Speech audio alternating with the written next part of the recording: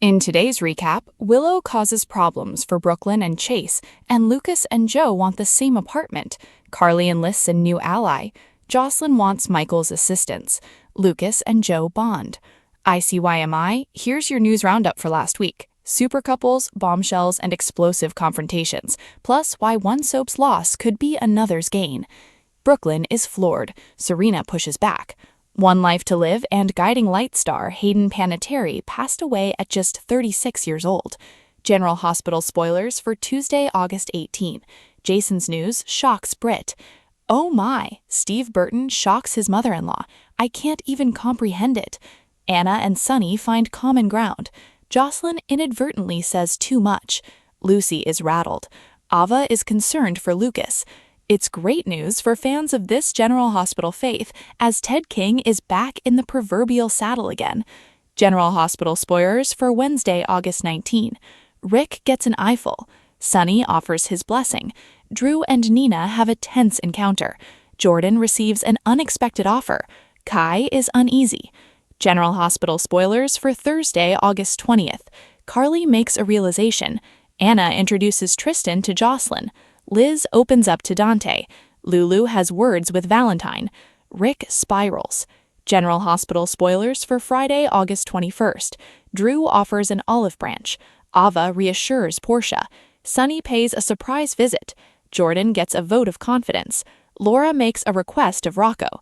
Did you realize that hallucinations of people get haircuts too? Peter looked a bit bushier previously, didn't he?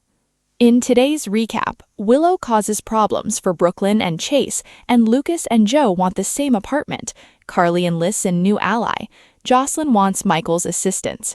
Lucas and Joe bond. ICYMI, here's your news roundup for last week. Super couples, bombshells, and explosive confrontations, plus why one soap's loss could be another's gain. Brooklyn is floored. Serena pushes back. One Life to Live and Guiding Light star Hayden Panettiere passed away at just 36 years old. General Hospital spoilers for Tuesday, August 18. Jason's news shocks Brit. Oh my, Steve Burton shocks his mother-in-law. I can't even comprehend it. Anna and Sunny find common ground. Jocelyn inadvertently says too much. Lucy is rattled. Ava is concerned for Lucas. It's great news for fans of this General Hospital faith, as Ted King is back in the proverbial saddle again. General Hospital spoilers for Wednesday, August 19. Rick gets an eyeful. Sunny offers his blessing. Drew and Nina have a tense encounter.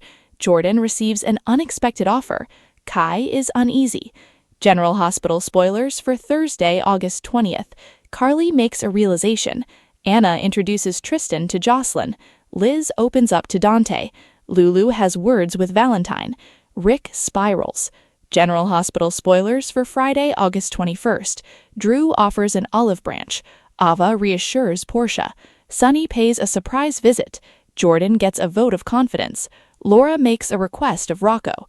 Did you realize that hallucinations of people get haircuts too? Peter looked a bit bushier previously, didn't he? Brooklyn spun to face her grandmother-in-law. Then why didn't you stop it? You have influence in this house. You could have... I don't stop things, Brooklyn. I let them play out until I see where the advantage lies. Tracy set down her glass and stepped closer.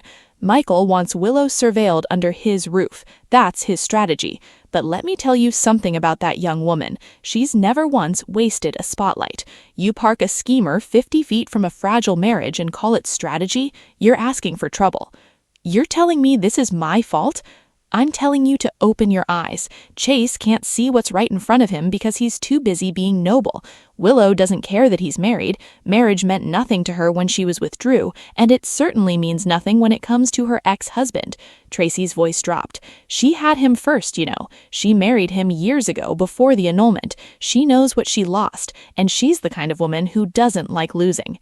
Meanwhile, at General Hospital, the antiseptic smell of the hospital corridors greeted Lucas Jones as he stepped off the elevator, still chuckling to himself about the encounter in the lobby.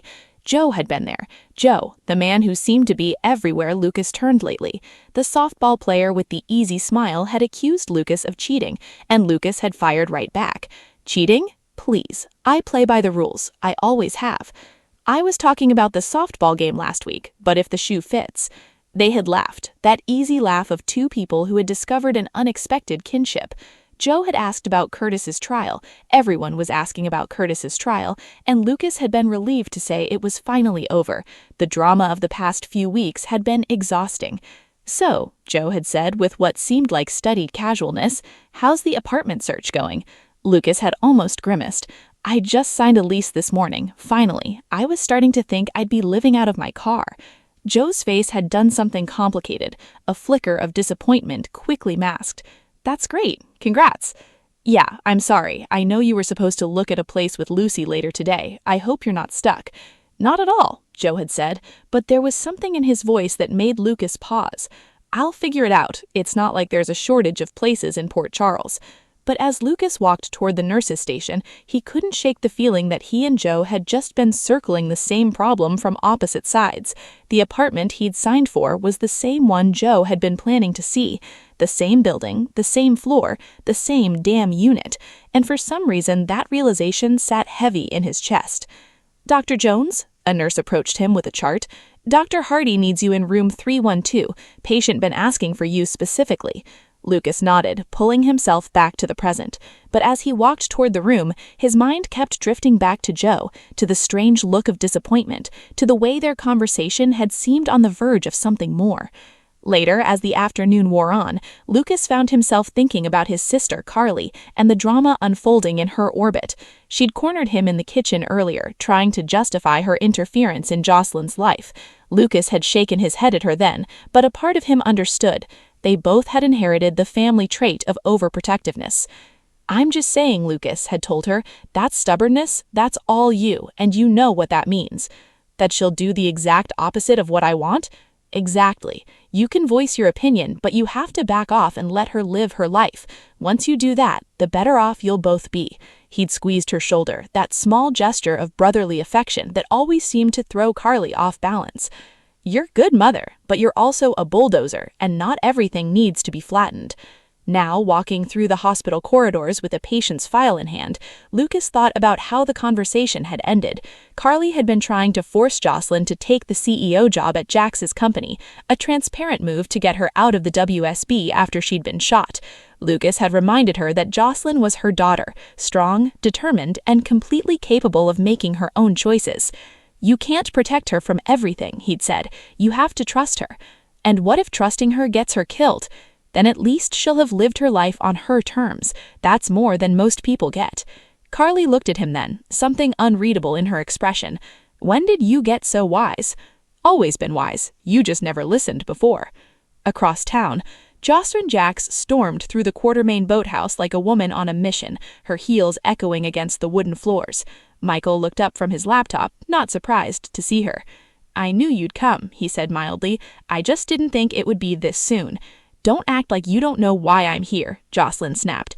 "Jax handed me the reins to JJE. He thinks he's protecting me from the WSB, but all he's doing is trapping me in a job I never asked for." Michael closed his laptop slowly. "Joss, that's $1 billion corporation. Most people would kill for that opportunity." "I'm not most people." She dropped into the chair across from him, suddenly looking younger and more vulnerable than she wanted to appear. "I want to be a WSB agent. I've trained for this, I've bled for this, I was shot for this, and that's exactly why Dad wants me out. But I can't just walk away from the company he built. It's legacy." "I understand more than you think," Michael said quietly. "The Quartermain legacy has been hanging over my head my entire life. Sometimes I think I'll never escape it." "Then help me," Jocelyn leaned forward. "Dad gave me a list of potential replacements. I need you to help me find the right person, someone who will actually take care of the company, not just run it into the ground. And I need you to do it without Dad finding out I'm already looking past him." Michael considered this. "I'll help you, but I need something in return." "What?" "Peace with Willow." He held up a hand before she could interrupt. "I know you don't like her. I know she's moved on to the gatehouse, and that's making things complicated. But for Wiley's sake, for Amelia's sake, I need you to make an effort. No more sniping, no more scenes at family dinners." Jocelyn's jaw tightened. "You're asking me to pretend like she's not the woman who—" "I'm asking you to be the bigger person," Michael cut her off. "You're stronger than this. I know you are." "I hate you sometimes, you know that." You do now, but give it a few hours. He smiled slightly. I'm pretty sure the hate fades around lunch. At the lake house, Anna Bemain had spent years as a spy, years as a police commissioner, years maneuvering through the shadows of Port Charles, but nothing had quite prepared her for the conversation she was about to have with Sonny Corinzo. She found him at the lake, staring out at the water with a stillness that seemed unnatural for a man of his energy and ambition. He didn't turn when she approached, but she knew he'd heard her. "Sonny," he said, without turning, "I was wondering when you'd show up. I need to talk to you about Jason." At that, he did turn. His dark eyes were unreadable. "What about him?" "He's leaving the mob, or rather, he's already left. He told Britt this morning, and she was understandably shaken. I thought you should hear it from me before you hear it from anyone else." Sonny was silent for a long moment. "He told Britt first?" "He had his reasons. She's been waiting for him to come back from the..."